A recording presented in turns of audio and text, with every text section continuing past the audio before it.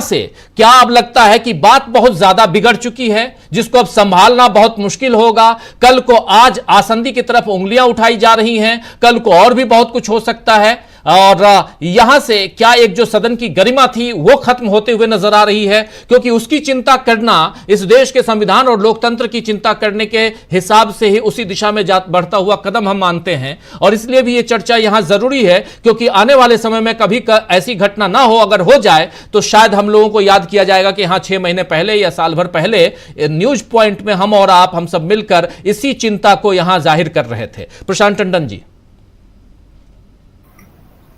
लोकसभा और राज्यसभा में जो कुछ भी हो रहा है उसमें एक तब्दीली ये है पिछले लोकसभाओं से। वो तब्दीली ये है कि दोनों सदनों के पीठासीन अधिकारी विपक्ष को बोलने ही नहीं देते, विपक्ष के खिलाफ टोका टाकी करते हैं और उससे माहौल बिगड़ता है। अभिषेक बनर्जी को क्यों ऐसी बात बोलनी पड़ी ओम बिरला के खिलाफ? क्योंकि ओम बिरला लगातार उनको टोक रहे थे कि आप ये बोलो, ये नहीं बोलो। अब सरकार वहां पे यानी ट्रेजरी बेंच, सत्ता पक्ष अच्छी संख्या में मौजूद है, वो अपना बचाव खुद कर सकते हैं जब उनका मौका आएगा। ये बात स्पीकर को और सभापति को राज्यसभा के में समझनी होगी। दूसरी बात उनको ये समझनी होगी कि वो रेफरी है, वो प्लेयर नहीं है। आप सोचिए फुटबॉल का मैच आप देख रहे हैं और कोई रेफरी भी गोल की तरफ बॉल बढ़ा दे जी। तो ये काम रेफरी का नहीं होता है। हम तो लगातार रोज ये देखते हैं कि रेफरी जो है वो एक टीम को पास दे देता है। और प्रशांत जी, याद कीजिए, जैसे ही आसंदी पर दूसरी बार चुनकर स्पीकर महोदय बैठे थे, जो काम उनको नहीं करना चाहिए था उन्होंने वो काम किया था। निंदा प्रस्ताव इंदिरा गांधी के खिलाफ लेके आए थे।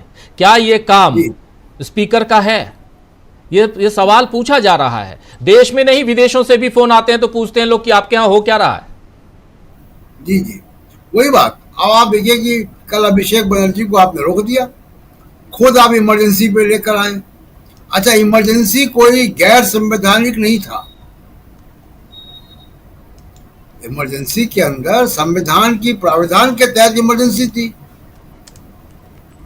अगर ओम बिरला जी का ये आशय है कि इमरजेंसी के प्रावधान ही नहीं होने चाहिए, नरेंद्र मोदी का ये अगर आशय है कि संविधान में इमरजेंसी के प्रावधान नहीं होने चाहिए, तो आप अमेंडमेंट बिल लेकर आइए, देखते हैं उसका लोकसभा या पार्लियामेंट क्या करती है।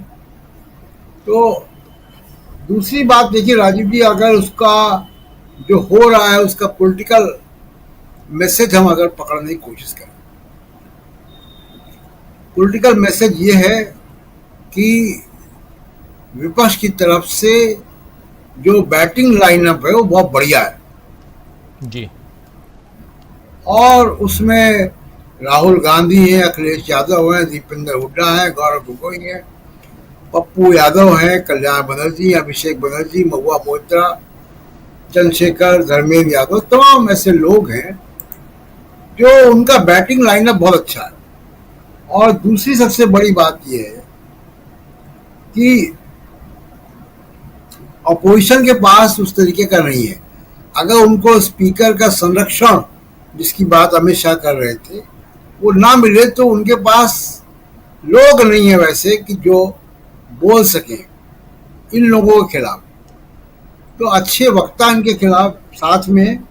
और सबसे बड़ी बात क्या हो रही, लगातार दूसरे सेशन में, पहले सेशन में देखिए राज्यसभा में खड़गे जी और लोकसभा में अखिलेश यादव और राहुल गांधी, इन तीन लोगों ने तय कर दिया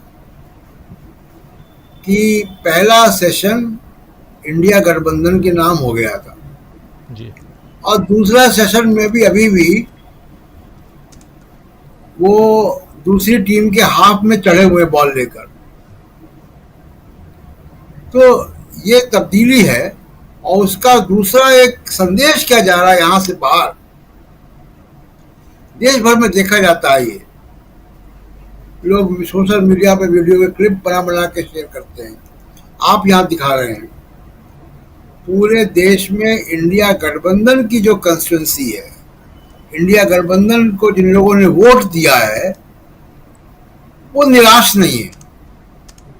वो देख रहे हैं कि उन्होंने जिनको वोट दिया वो जाकर वहां पे उनकी बात उठा रहे हैं, लड़ रहे हैं। और उनकी नाराजगी कहाँ होगी? उनकी नाराजगी आएगी ओम बिरला पे, जगदीप धनखड़ पे जी, जिसको उन्होंने चुन के भेजा, उनको बोलने का मौका नहीं मिल रहा है। और ये बीजेपी के लिए पॉलिटिकली बड़ा नुकसानदायक होगा, क्योंकि लगातार जनता के बीच में संदेश जा रहा है। और एक आखिरी बात, जो कि वो आखिरी बात उन्होंने अपने अभिषेक बनर्जी ने अपने भाषण में कही, आखिरी बात जी, कि प्रधानमंत्री को उन्होंने कहा कि आप बोरोड टाइम में हैं, मतलब आपका समय खत्म हो चुका है, अब आप उधारी के समय में हैं यहाँ पे, और कुर्सी की पेटी बांध लीजिए, मौसम बिगड़ने वाला है। वो ऐसा 2-3 वजह से कह रहे हैं। एक तो महाराष्ट्र के, हरियाणा के, झारखंड के चुनाव आ रहे हैं, और इनके बाद, इन चुनावों के बाद देश में नए सिरे से विमर्श चालू होगा। वही चुनाव तय करेंगे कि नरेंद्र मोदी 5 साल पूरे करेंगे या नहीं पूरे करेंगे। दूसरा संदेश जो है बजट से चला गया। बजट से ये चला गया कि लगातार अपोजिशन प्रोटेस्ट कर रहा है, तो जिन राज्यों को कुछ नहीं मिला वहां संदेश जा रहा है। और दूसरा एक और मजेदार संदेश है कि चंद्रबाबू नायडू को और नीतीश कुमार को जो मिलना था वो मिल चुका है, अब वो आजाद हैं।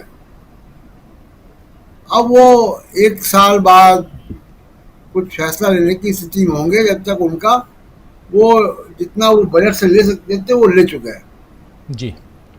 तो अपोजिशन इसी स्ट्रेटजी के साथ चल रहा है कि जितना इनको घेर सको घेरो, और असेंबली इलेक्शन के बाद नए सिरे से अटैक चालू होगा।